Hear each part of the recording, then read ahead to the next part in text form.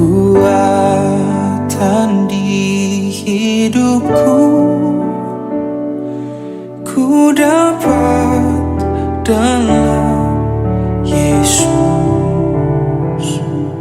Dia tak pernah tinggalkan. Persekutuan yang dikasihi Tuhan, pembacaan ini kita diantar dalam satu tema, yaitu mengandalkan Tuhan. Mengandalkan Tuhan itu kita bisa baca khususnya apa yang dikatakan oleh Daud di dalam ayat 45 dan 46.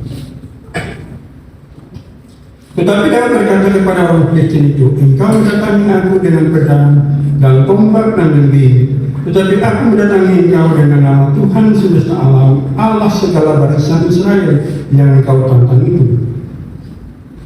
Hari ini juga Tuhan akan menyerahkan engkau ke dalam tanganku, dan aku akan mengalahkan engkau dan memenggal kepalamu dari tubuhmu. Hari ini juga aku akan memberikan mayatmu dan mayat tentara orang Filistin kepada burung-burung di udara dan kepada binatang-binatang liar, supaya seluruh bumi tahu bahwa Israel mempunyai Allah. Persekutuan yang dikasihi Tuhan, kita semua memahami Daud adalah pribadi yang tidak punya pengalaman dalam hal berperang, dalam hal pertempuran, dalam hal membunuh manusia. Daud tidak punya pengalaman itu. Yang ada pada Daud adalah pengalaman bagaimana menggembalakan domba, itu saja. Tetapi dari pengalaman seorang gembala, rupanya Daud juga adalah orang yang berani ketika domba-domba itu direbut atau mendapat bahaya dari singa atau beruang. Lalu hal yang menarik adalah ketika Daud hadir. Sesungguhnya Bapak Ibu Saudara-saudari, dalam ketentuan orang-orang Israel di zaman itu, seorang pemuda usia di atas 25 tahun itu wajib terlibat sebagai pelayan ataupun tentara. Yang pasti Daud belum, karena di bawah usia itu, dan dia masih muda sekali. Dan ternyata dari kehidupan yang begitu muda, Daud tidak begitu takut terhadap apapun yang datang dan mengganggu dia. Bapak Ibu Saudara-saudari yang kita jumpai dari kesaksian 1 Samuel 17 ayat 40 sampai 58, ini juga bukan terjadi secara kebetulan. Yang perlu kita garis bawahi bahwa ini tidak terjadi secara kebetulan. Peristiwa ini bermula dari 1 Samuel pasal 16 ayat 12 dan 13. Sesudah Daud itu rapi, Daud yang masih muda kemerah-merahan, elok parasnya, perawakannya, dialah yang dipilih Tuhan dari 7 saudaranya dalam keluarga Israel. Lalu kesaksian dari 1 Samuel 16 ayat 13, bagaimana sesudah Daud diurapi oleh Nabi Samuel, itu roh Tuhan tinggal di dalam.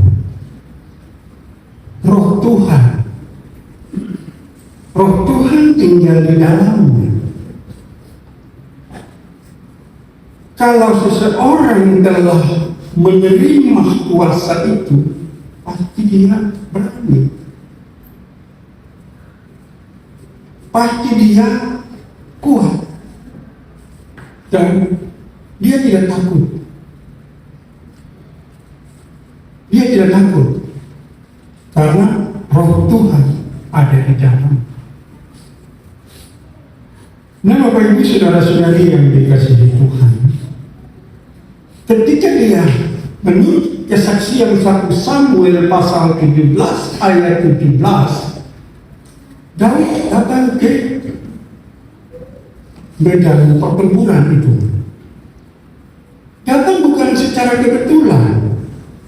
Daud membawa roti, membawa bekal atas perintah ayahnya Isai untuk ketiga kakaknya, Elia, Abinadab, dan Syama. Mereka adalah prajurit, mereka adalah tentara Israel yang ada di medan pertempuran. Karena waktu yang cukup lama, pasti kalau kita ya tentara sekarang, polisi sekarang, bertugas itu negara yang kasih makan, toh. Kamu berapa tahun di hutan sana tetap makan minum ada. Tapi waktu itu keluarga bawa makanan sendiri-sendiri. Bertanggung jawab. Saya ingat kalau satu anak tiganya di medan tempur. Daud, hari ini jaga domba-domba. Kau antar roti, kau antar ini gandum ke kakak orang. Itu bukan kebetulan. Dikarenakan telah terjadi pertentangan yang cukup panjang antara orang Filistin di bawah pimpinan Goliat dengan orang Israel. Raja Saul tidak bisa bikin apa-apa. Siapa pahlawan yang bisa berdiri dari pihak Israel untuk menantang Goliat yang besar itu? Kesaksian dalam 1 Samuel 17 ayat 4 dan seterusnya itu, Goliat dalam ukuran pembacaan ini dikatakan 6 hasta sejengkal. Goliat itu kalau 6 hasta, 1 hasta 45 cm. Jadi kalau 6 hasta berarti 3,2. 3 meter 2 cm. Coba Bapak Ibu kita bayangkan orang tinggi setinggi itu 2 meter sudah kita sebulan ini. Pemain-pemain basket sepak bola yang kita nonton di TV atau yang kita jumpai kita anak-anak di kota ini. Tinggi sekali itu sudah begini. Apalagi yang 3 meter. 3 meter 2 cm. Mungkin kita pendek-pendeknya itu di mana mungkin ada kebetulan. Itu orangnya tinggi. Seluruh perlengkapan perangnya itu dari tembaga.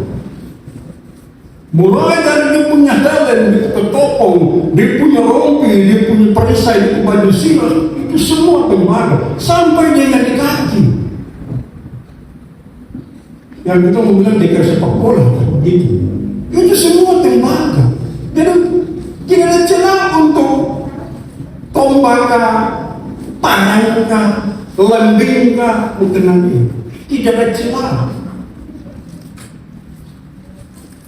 Ini kan sesuatu yang mustahil. Sesuatu yang mustahil.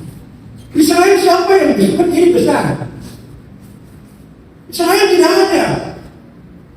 Semua bapak yang mau masalah juga tinggal dulu di kursi raja, kita tahu kapan nanti lawan. Jadi dalam kesaksian 1 Samuel 17 ayat 17 itu bukan kebetulan. Ketika Isai bilang Daud, aku bawa roti dengan gandum yang bertopang kaki. Dikarenakan dalam kesaksian 1 Samuel 16 ayat 13 itu roh Tuhan sudah ada di dalam dia.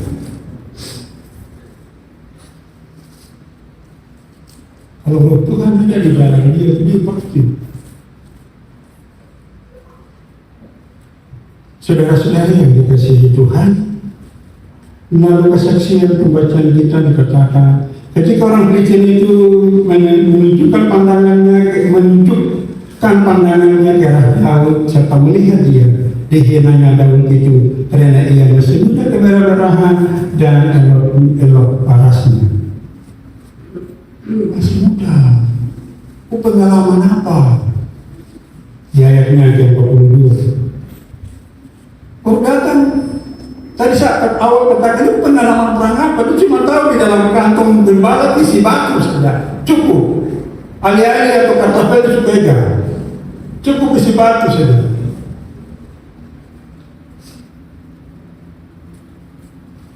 Saul sudah berupaya sedemikian Daud pakai Daud terubur. Pedang-pedang Daud harus angkat, berat sekali.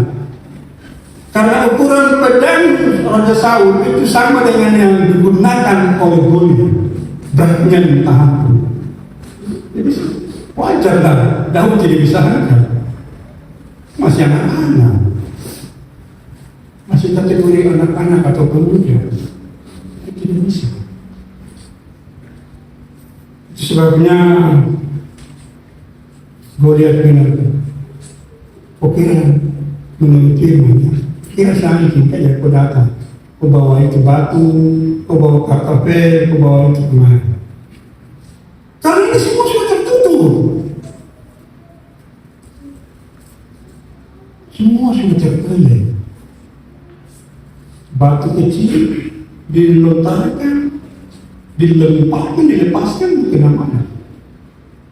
Semua dari kepala sampai kaki ini sudah terkelai dengan tembak.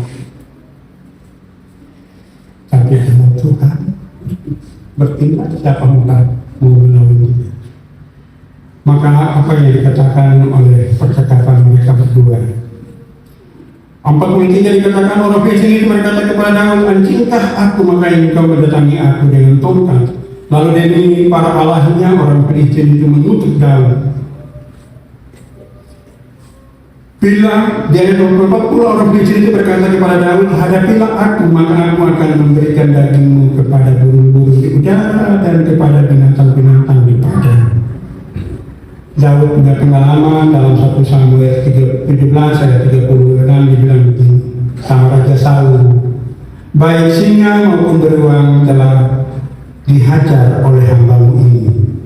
Orang Filistin tidak bersunat, ia akan sama dengan salah satu dari binatang itu. Ia mencemooh barisan daripada Allah yang hidup. Itu waktu menghadap Raja Saul. Waktu menghadap Raja Saul itu jadi pengalaman bunuh binatang. Dia tidak kasih tahu begini, Raja, saya pernah bunuh orang Filistin, saya pernah bunuh orang perampok, atau saya pernah bunuh penyamun. Ada kasih tahu beruang singa. Ya itu pacarannya bilang itu hal biasa. Ini manusia yang punya akal, punya kemampuan, punya strategi. Masa kau mengalahkannya seperti membandingkan dengan binatang? Tetapi karena roh Tuhan terus bekerja, terus memberi semangat, terus membawa dia. Sebab apa ini saudara, hal yang terjadi ini bukan peperangan secara biasa. Pada masa itu, apabila satu kerajaan yang memenangkan pertandingan itu atau pertempuran peperangan itu, maka rakyat atau kerajaan yang kalah semuanya menyembah dewa mereka. Inilah dasarnya. Kalau orang Filistin menang dari Israel, orang Israel menyembah dewa Baal dan dewa-dewa Asyera, dewa kesuburan lainnya di sana. Allah pun tidak ada lagi. Itu dia dasar. Maka yang bisa menghadapi seperti itu adalah orang yang telah diurapi dan menerima roh Tuhan. Sekian ribu tentara Israel tidak mampu dalam hal itu. Di dalam kesaksian 1 Samuel pasal 17, bagaimana Tuhan itu sudah keluar dari Saul. Jadi Saul itu tidak lemah. Saul itu tidak bisa apa-apa. Waktu awal dia dikurangi itu ada puasa.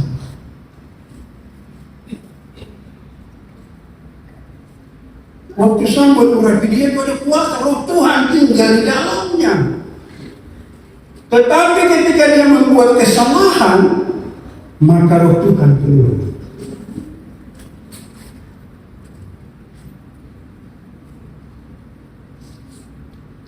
Kita baca di 1 Samuel 16 ayat 14. Dikatakan begini, tetapi roh Tuhan telah mundur daripada Saul, dan sekarang ia diganggu oleh roh jahat yang daripada Tuhan. 1 Samuel 16 ayat 14. Roh Tuhan sudah keluar, mundur. Saul tidak bisa buat apa-apa.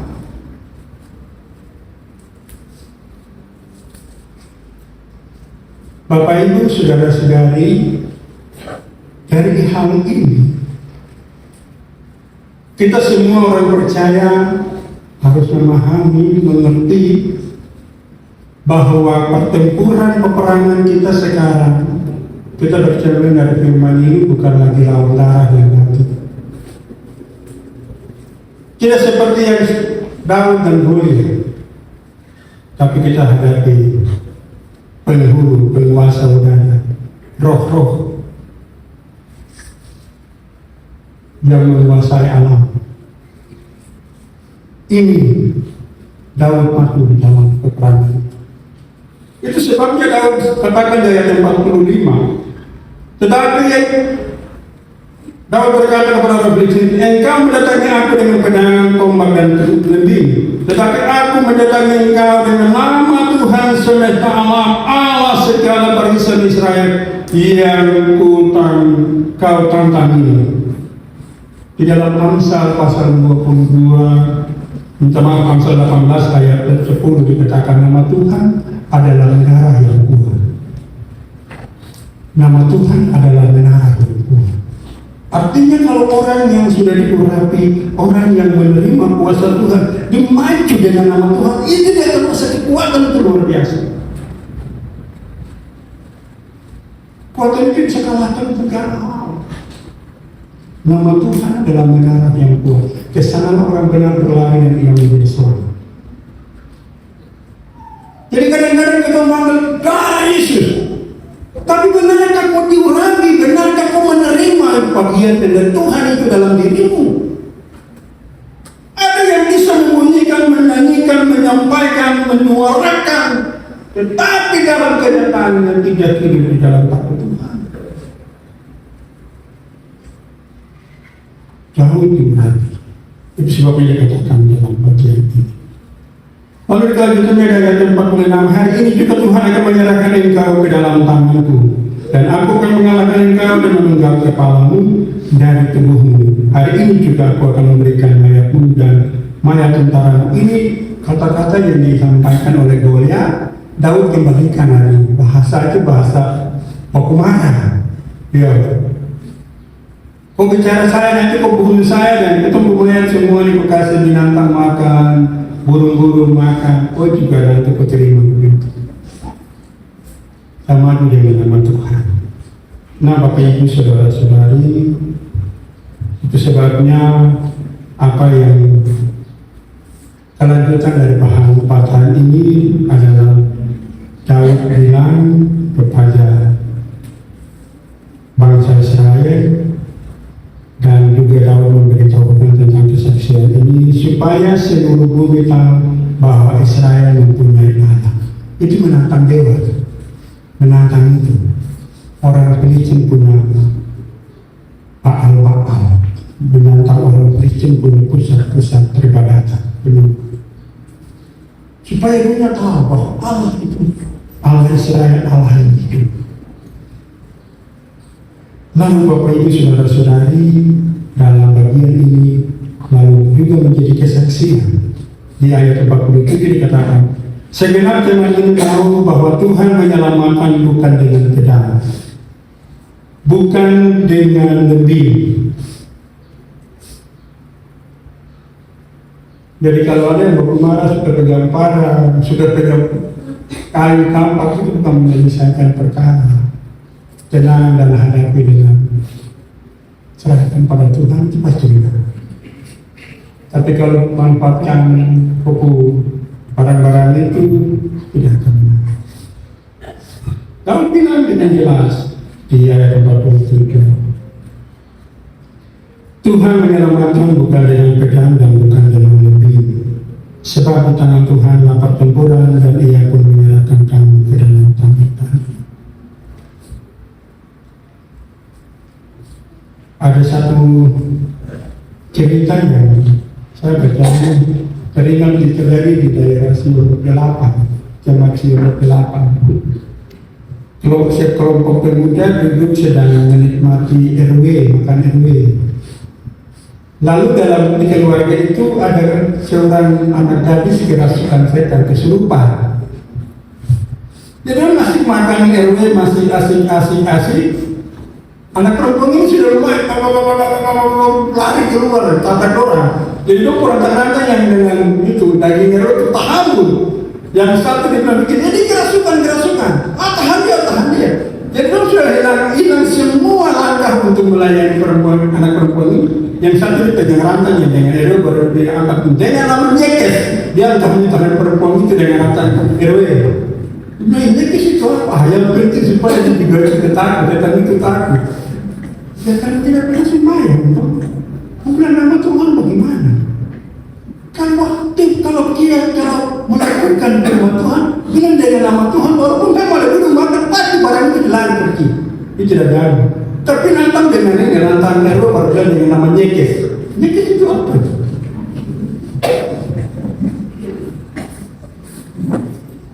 Waktu pelayanan di Kelapa baru ada cerita sampai ini minta maaf itu waktu cerita di mana di Sungai Panstok dan tempatnya nyekes di sini. Ada bapak satu lagi berdoa akhirnya doa bukan dengan nama Tuhan Yesus tapi dengan nama Petrus. Dalam nama Petrus kami berdoa di mana apa? Bukan Petrus, Tuhan Yesus. Aduh, sama saja Petrus juga dikubur. Ini kita tidak pernah baca firman Tuhan. Akibat tidak pernah begitu. Belum terbiasa jadi pokoknya Tuhan itu kalau baca baik bela dengan nama Petrus saja. Amin. Oh, kan dengan nama Petrus, dengan nama Tuhan Yesus. Petrus juga itu Tuhan Yesus mengurik jadi berapa? Petrus yang boleh itu berdoa. Ini Bapak Ibu saudara-saudara, memang itu biasa saja. Tapi kita lihat nama Tuhan itu punya kuasa. Di dalam nama Tuhan itu ada kuasa. Kuasa itu yang menolong kita. Supaya apa? Kalau Rasul Paulus bilang di Filipi itu pasal 1, supaya apa? Semua lidah mengaku Yesus Kristus adalah Tuhan dan semua lutut berlutut menyembah Dia. Itu dia. Ini yang disampaikan oleh Daud. Supaya bangsa Israel, Yehuda ini percaya bahwa kita Tuhan ini tidak bisa menantang orang pakai parang, pakai batu, pakai kartapel, pakai apa, hanya dengan nama Tuhan. Itu dia. Ada yang gangguan menaruh dah bilang cari garam, atau bukan oleh garam. Ada lagi yang bilang pakai di kapal makan pina. Bela satu botol ini di muka. Muka kok putih, mungkin itu beda. Dengan nama Tuhan. Dan inilah hal yang perlu juga diperhatikan oleh kita.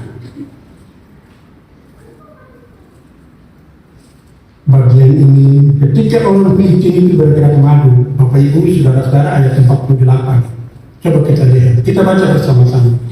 Ayat 48, 1, 2, 3. Ketika orang Filistin itu bergerak maju untuk menemui Daud, maka segeralah Daud berlari ke barisan musuh itu untuk menemui orang Filistin itu. Ini. Ketika kita jumpai saudara atau keluarga kita kerasukan, jangan kita takut, jangan kita panik. Maju dalam nama Tuhan. Ini kadang-kadang panik dan ini kita mikir kemana? Ini kita harus cari, cari si A, si B, si C. Lihat Pak di ayat 58. Ketika orang Filistin itu bergerak maju untuk menemui Daud, maka segeralah Daud berlari ke barisan musuh untuk menemui orang Filistin itu. Jangan mundur. Ini yang kadang-kadang buat kita orang takut. Ini yang kadang-kadang buat kita jatuh. Ada nilai-nilai toleransi yang terjadi. Saya paling tidak suka kalau pas ada keluarga meninggal, terus yang satu kerasukan. Bilang ayah meninggal dia datang bicara. Kita bilang berikan pintar. Jadi pada saat belakang semua. Orang yang meninggal itu pengalaman sudah beda dengan kita. Dalam Lukas pasal 15 itu pengalaman sudah beda. Ini yang ganggu dia itu setan-setan yang ada di sini, yang kuasai alam. Bukan seperti itu, rahasia itu barang pergi. Karena takut. Dia takut kita telanjangi dia. Dia takut kita usir dia dan kita minta Tuhan untuk sampaikan dia ke dalam lubang maut. Dia takut itu. Kalau kita langsung bilang, oh sudah, dia sudah ditunggu, biar mama bicara dulu, dan ketahuan pilih makan yang mana, sendok makan, dan kamu buang ini, kamu simpan. Saya pernah bikin Bapak Ibu Saudara. Saya Bapak meninggal. Lalu tetangga orang tua dia datang bilang begini, aduh Pak, tadi malam saya lihat Bapak datang, dikasih tahu di pemangkul ini, biasa kan bikin kopi itu, Bapak biasa simpan, Bapak jangan buang ini. Itu dari mana? Saya ada bacaan bahwa kita tidak mau. Tidak ada pun. Saya manusia yang paling menantang begitu. Aduh, Pak, ini tidak. Bicara muka sendiri. Udah. Kalau kau nggak mampu cukup bagus. Memang begitu. Apa yang sudah? Saya tidak kompromi dengan karakter setan. Apalagi bilang sebagai seorang itu tidak kompromi. Mau maju. Terus bagian ini juga menolong kita saudara berbicara soal ruang-ruang pelayanan kita. Saudara, kita sudah berdoa, kita sudah menyerahkan kegiatan-kegiatan yang ada kita lakukan. Maju saudara. Jangan pikir uang dari mana. Jangan bayangkan siapa nanti turun di dalam. Ingat, satu hal yang perlu saya mau sampaikan bagi saudara. Kita baca di dalam kitab Matius pasal 18 itu, minta maaf pasal 17, ayat 18 dan 20. Di dalam kitab Matius 17 ayat 18 dan 20. Itu firman Tuhan begini. Dengan keras Yesus menegur dia.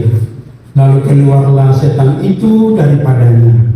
Dan anak itu pun sembuh seketika itu juga. Di ayat 20. Ia berkata kepada mereka, karena kamu kurang percaya. Sebab aku berkata kepadamu, sesungguhnya sekiranya kamu mempunyai iman sebesar biji sesawi saja, kamu dapat berkata kepada gunung ini, pindah dari tempat ini ke sana, maka gunung ini akan pindah dan akan ada yang mustahil bagimu.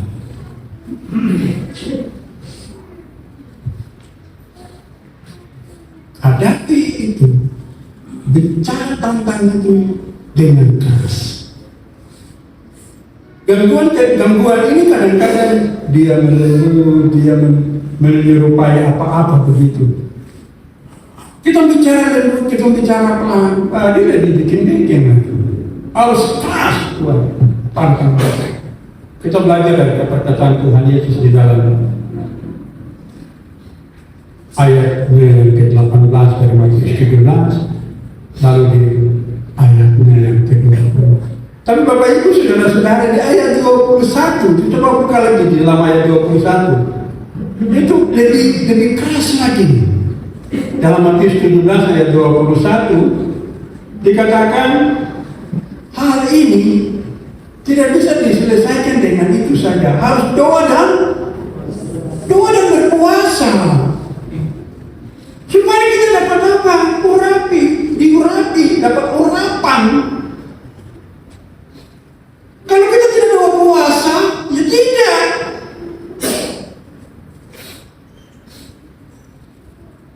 Jadi kita lihat ayat 21 dari Matius 17.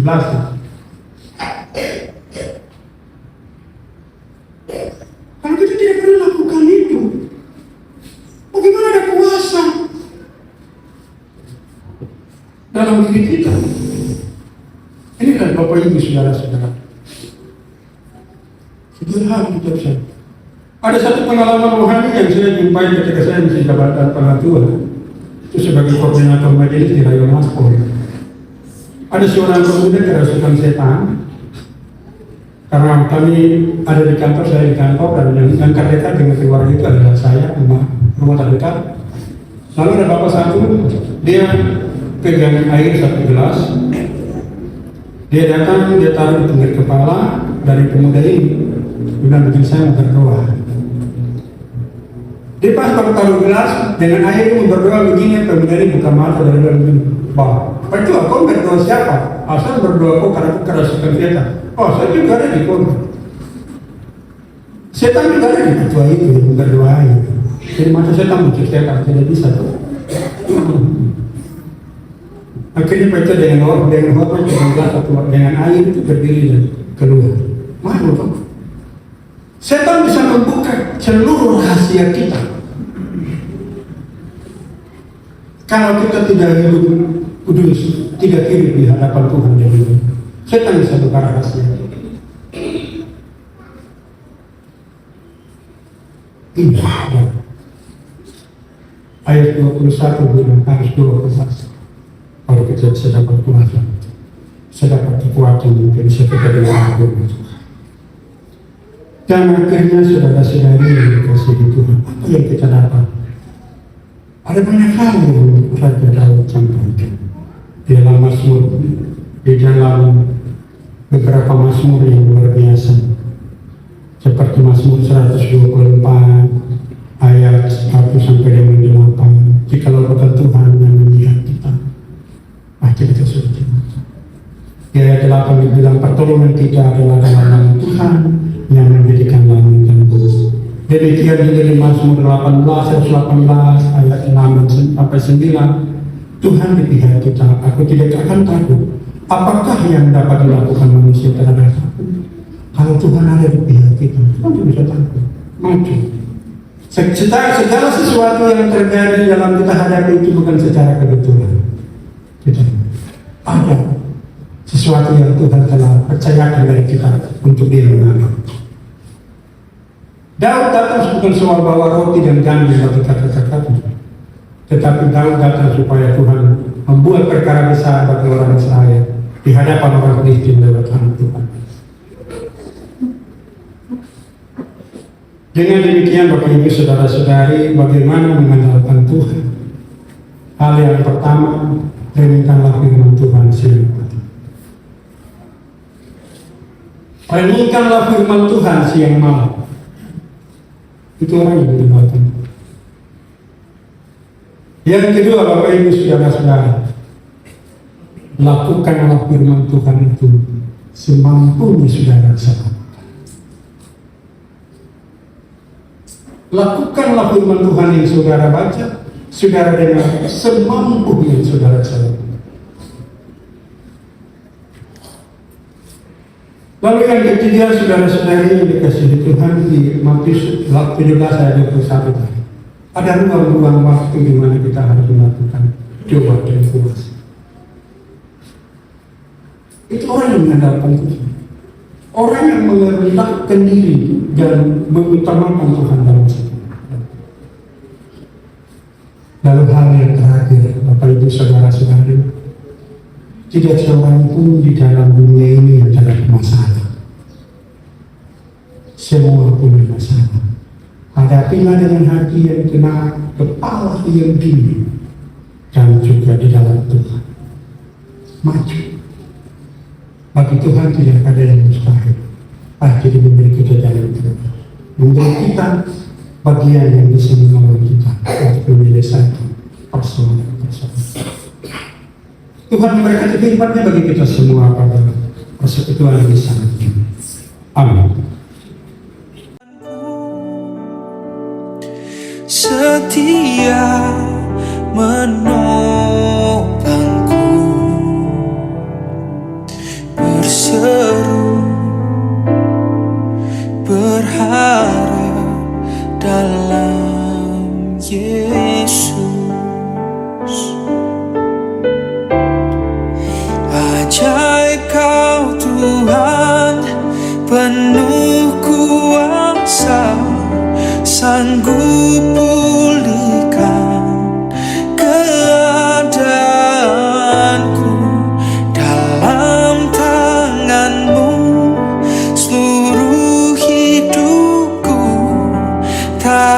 akan goyah.